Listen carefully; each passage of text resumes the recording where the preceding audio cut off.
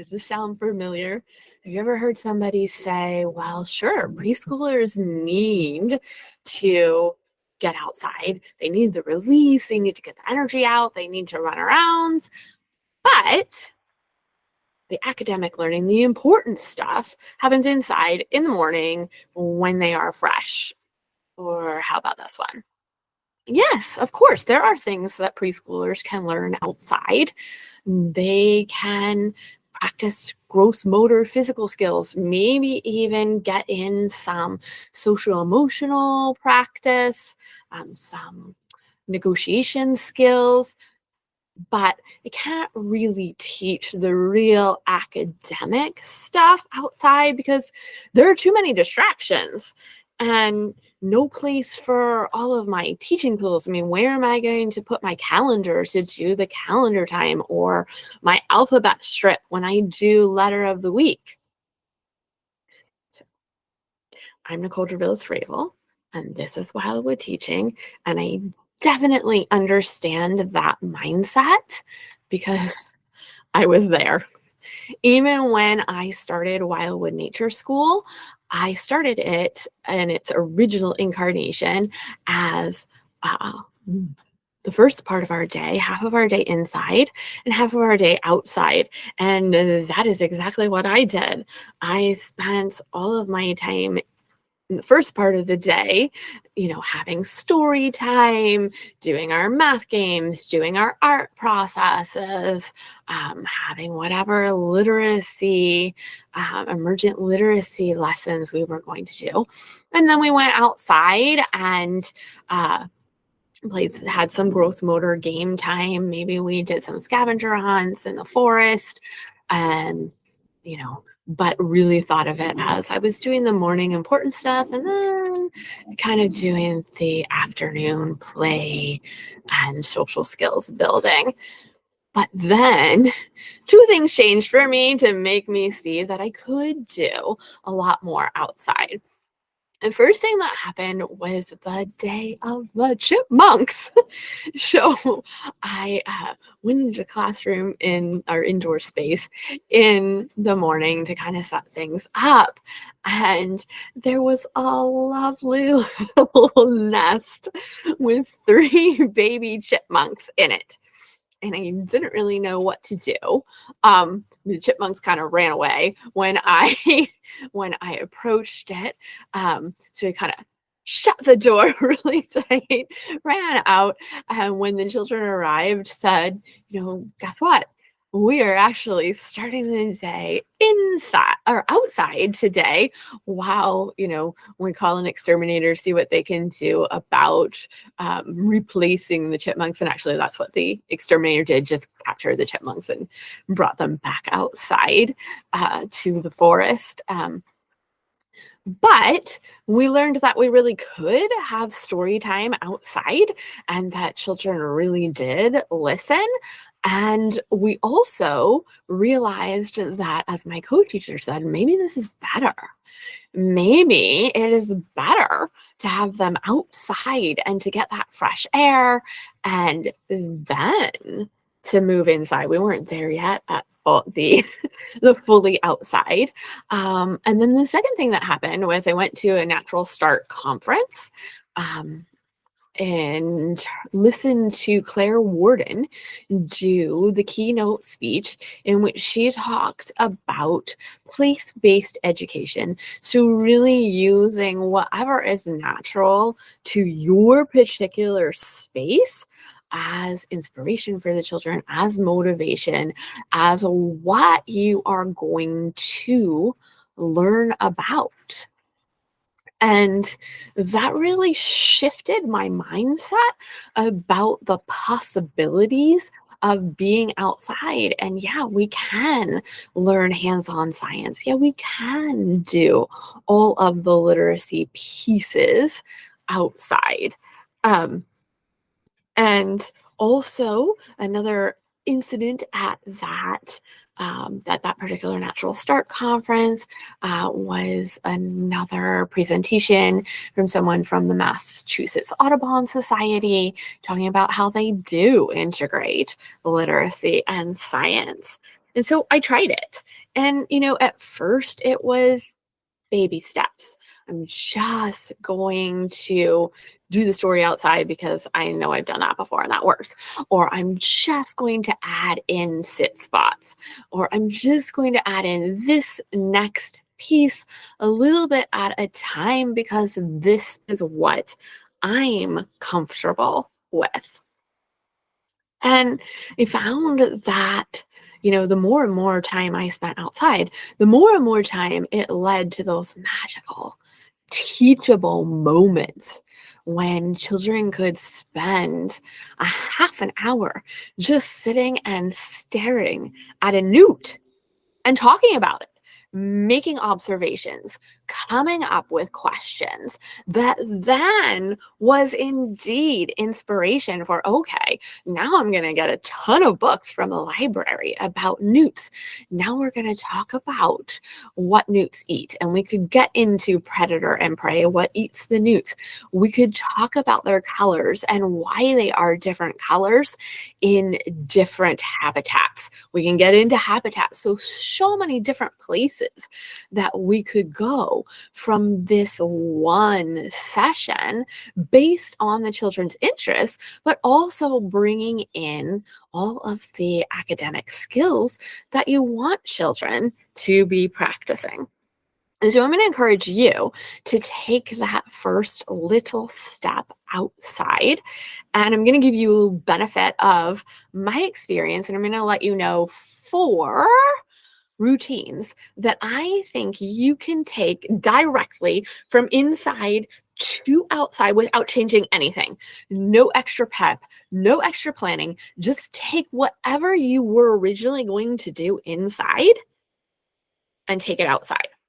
So obviously, the first thing that I'm going to suggest is indeed those gross motor games, whatever games, cooperative games, whatever dancing you were going to do, whatever, you know, skills with ribbons and egg shakers and um, scarves.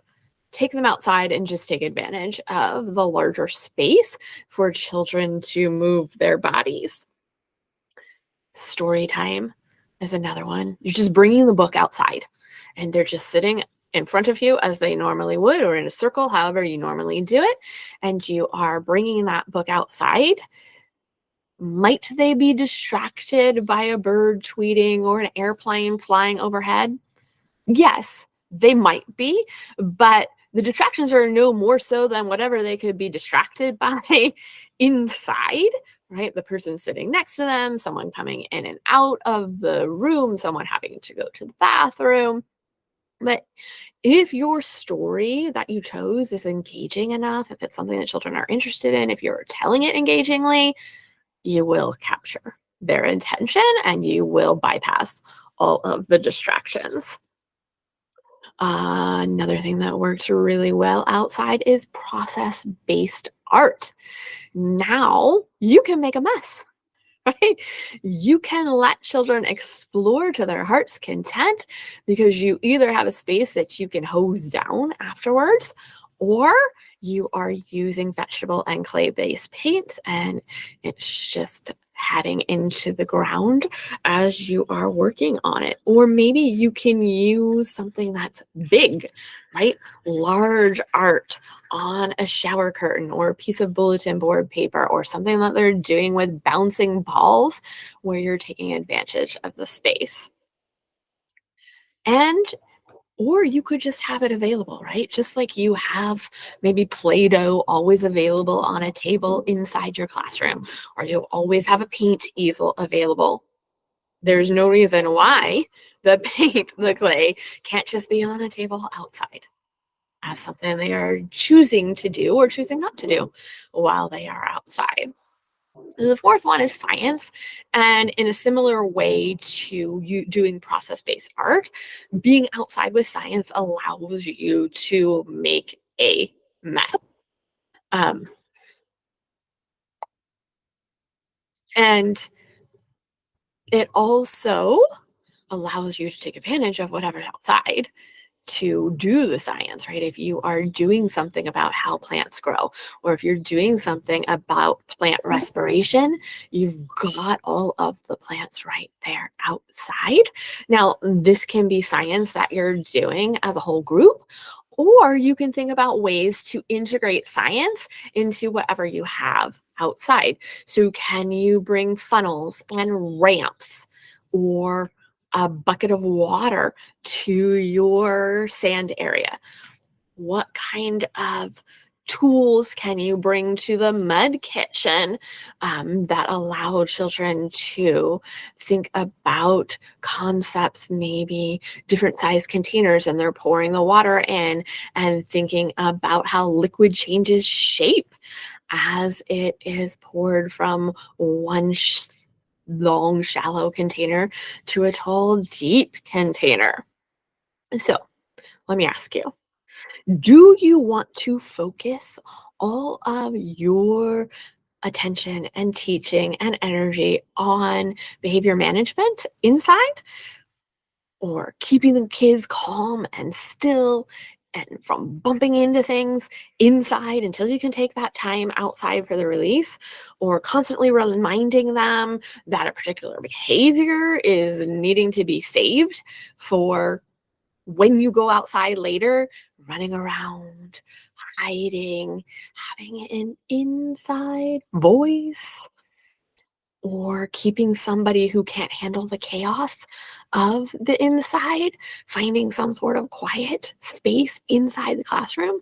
Or do you want to go outside first and focus your teaching energy on learning all of the skills that we know preschool is set up for children to learn? So give it a try. Take something outside, just the way you would normally do it inside, but do it consistently. Do it over a space of time, at least 2 weeks. See how it goes, have the time to tweak it, and then if it goes well, add something else. Now, I do want to point out that teaching outside is not the same thing as nature-based teaching, right? You can do something outside that has nothing to do with nature, and that is okay. That is fine. That is a excellent first step. You need to start somewhere. But if you are ready to take that next step, I'm going to invite you to a free webinar. I'm actually doing 3 of them. You can choose which one works best for your schedule. And there will be maybe some QR codes or some links above my head, and also some links below this video where you can sign up for those webinars. And the idea behind this webinar is to get you started, right? We're all thinking about back to school right now, is to get you started on that natural path. So I am going to give you one easy routine that you can use whether you have 5 minutes outside, whether you have the whole day outside, that is flexible, that you can do if you're going to do something and then bring it inside, if you're going to do literacy, if you're going to do math, if you're going to do science. You can adapt this very simple routine to all of those ideas, and I will walk you through how to do that. I'm also going to go into some of the benefits of bringing your preschoolers outside, just in case you need to convince parents, just in case you need to convince a director, an administrator of the value of this change that you are making. And then we'll also talk a little bit about observation and assessment. So I hope you can join me later in the month as we ramp up for uh, for back to school at the free webinars. And I also look forward to seeing you here next week when I will talk about some quick hits. If you've got 5 minutes outside, what can you do with the children? I will see you there.